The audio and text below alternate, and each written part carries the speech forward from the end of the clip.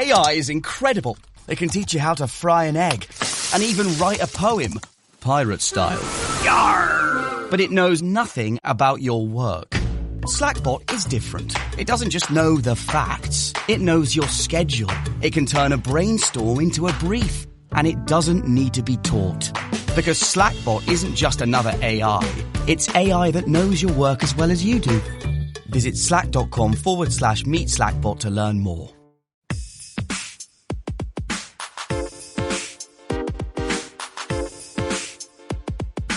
Welcome to From Dorms to Desks, job hunting tips for those early in their careers. A podcast brought to you by College Recruiter job search site, which believes that every student and recent grad deserves a great career, and hosted by Work Defined. Join our AI co-hosts as they dive into tips, tricks, and insights that will help you land your next part-time, seasonal, internship, or entry-level job. Let's get your career started. Corporate politics. I mean, just say the phrase. It almost guarantees an eye roll, right? Or maybe a shudder. Yeah, exactly. We all know what it looks like. That budget backstabbing or the manager who, hoards all the credit for themselves. It's real. And it's awful. It is. And if you've been on the receiving end, you've probably sworn, I am never, ever going to play those games. And look, that's a completely understandable reaction. But here's the thing we have to challenge, and it's a big one. It's the assumption that corporate politics is somehow optional. That you can just opt out. You can't. Our sources are really clear on this. Politics is just inevitable. It doesn't matter if you're in some huge company or a tiny startup.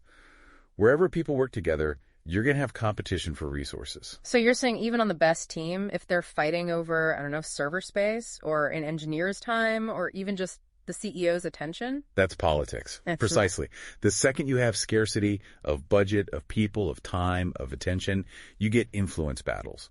The resources are finite, but ambition, well, that's not. So the question isn't if it exists. No. The real question is how you choose to use it. Is it a weapon, zero-sum gain?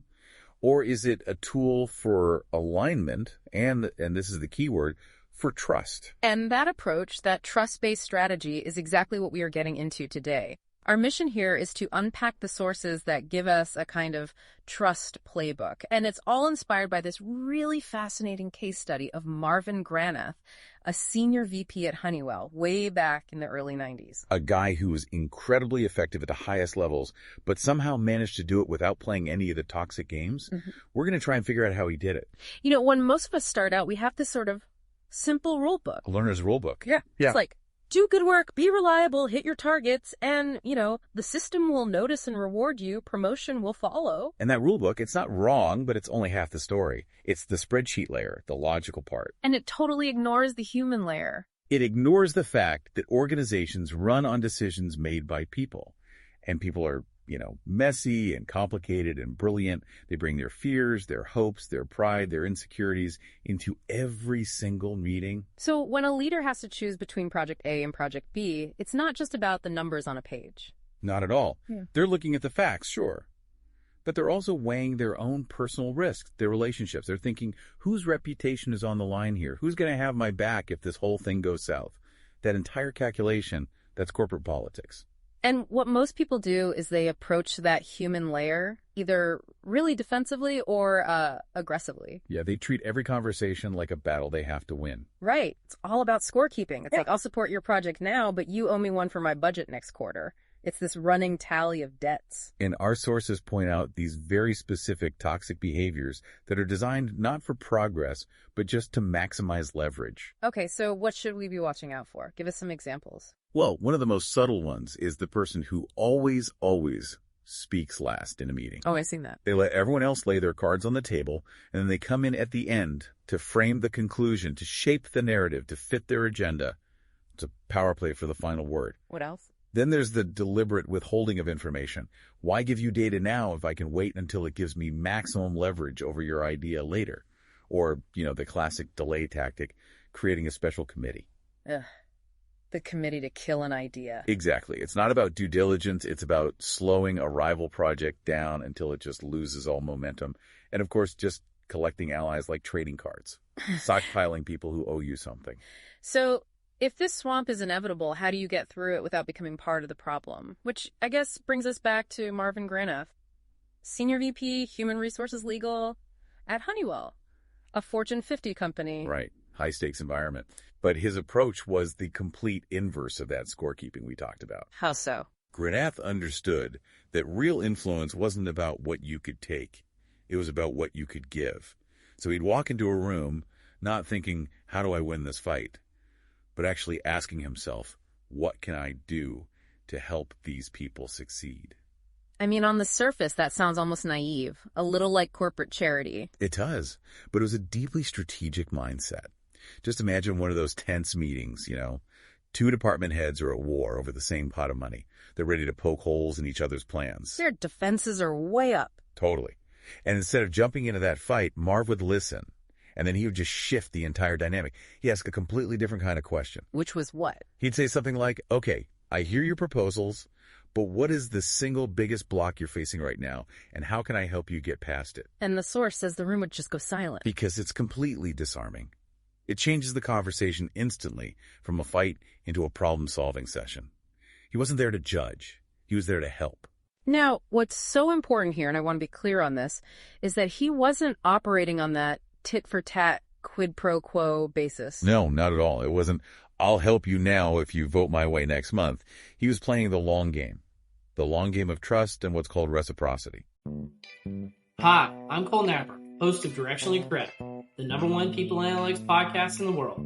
Come check out our podcast that dives deep into topics like people analytics, workforce planning, and talent intelligence, helping leaders across the globe navigate the future of work with insight and a little bit of fun. Okay, explain that difference because it feels really important. It's everything. A transaction creates a fragile, short-term alliance. Granath was building trust capital. If you consistently and genuinely help other people get stronger and hit their goals without asking for anything back right away, you become indispensable. So when you do need help, people don't wait for you to call in a favor.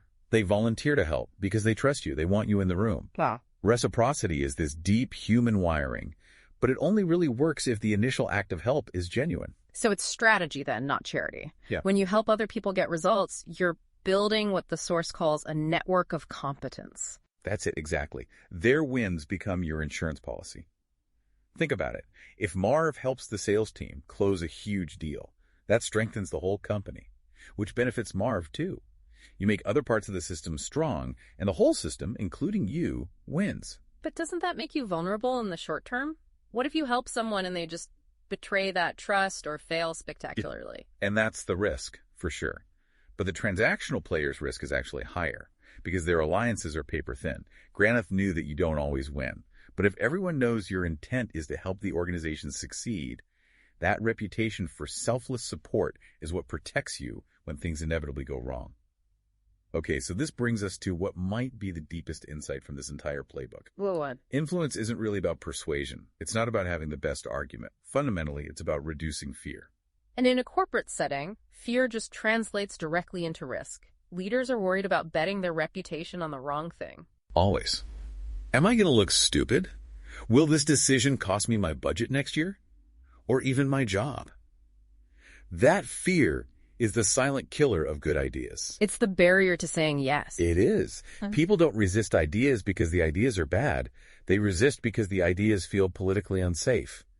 So when someone like Marv, a senior, trusted person, steps in and offers to help remove an obstacle, he isn't just giving advice. He's lowering the risk? He's lowering the risk profile of that decision for everyone else. He's making the scary decision feel safe. And that's real power. That's it. The best political players don't push people. They create the conditions where good decisions feel safe and supported. Okay, let's make this really practical. For someone who's listening, maybe they're earlier in their career, they're not a senior VP. How do you start using this playbook when you don't have that built-in authority? It starts with what we can call the dual mindset. Most people go into a meeting with one agenda, what I need to get. You have to consciously add a second question to your inner monologue. And that question is, what does everyone else in this room need to win, and is there a block I can help them remove? So instead of just thinking, I need my project approved, you're thinking, okay, I need my roadmap approved, but I know finance needs to stay under budget and marketing needs firm dates for their launch. So how can I frame my plan in a way that solves their problems too, instead of creating a new fight for them. The sources are also really clear about credit, and this seems non-negotiable. Oh, it is. The fastest way to make enemies is to take credit for work that wasn't yours. It just destroys trust instantly. And the flip side is, the fastest way to build allies is to give credit away. Even for work you did. Deliberately using we instead of I. Publicly calling out a colleague for their contribution. It builds this ironclad reputation that you won't steal the spotlight. And people are drawn to that. They know it's safe to collaborate with you. The source also talks about spending what it calls rare currency. Right. And being helpful can mean offering your expertise or making a connection for someone. But sometimes the rarest currency of all is just public support. In a tense meeting. Especially then, being the person who says, you know what, I think her idea is right and here's why. Publicly backing someone when they're under pressure, that is something people do not forget. And it's important to remember this isn't all happening in the big formal meeting. Marv Granath was a master of what the source calls pre-meeting politics. The hallway conversations. Yeah. The quick phone calls. He would ask for input before the big presentation. He almost never surprised people. So by the time the actual meeting happened... It wasn't a conflict. It was more of a confirmation of a solution that everyone already felt they had a hand in creating. It just drains all the tension out of the room. And finally, and maybe this is the most powerful tool of all, just listening. It sounds so simple, but genuine listening is where influence comes from. If you truly understand other people's priorities, their pressures, their fears, you can frame your ideas in a way that fits their needs. It's empathy, but with a strategic purpose. So when you pull it all together, this trust playbook, the central idea is pretty clear. The best, most effective version of corporate politics actually looks a lot like great leadership. Right. It's about building trust, creating shared wins, and just moving the whole organization forward in a healthy way. Instead of just focusing on your own personal scorecard. So the key takeaway is that you don't have to avoid the political landscape. You can be politically smart without being toxic. The goal isn't to stay out of the swamp. It's to build your own influence strategically based on trust. Because that trust network becomes your immune system. If you consistently show up looking to help others succeed without keeping score, you build this incredible defense around you. If someone tries to play dirty, that network will often push back for you.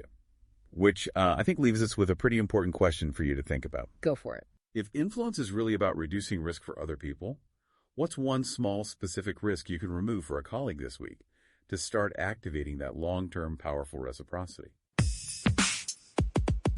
This has been From Dorms to Desks, job hunting tips for those early in their careers. A podcast brought to you by college recruiter job search site, which believes that every student and recent grad deserves a great career.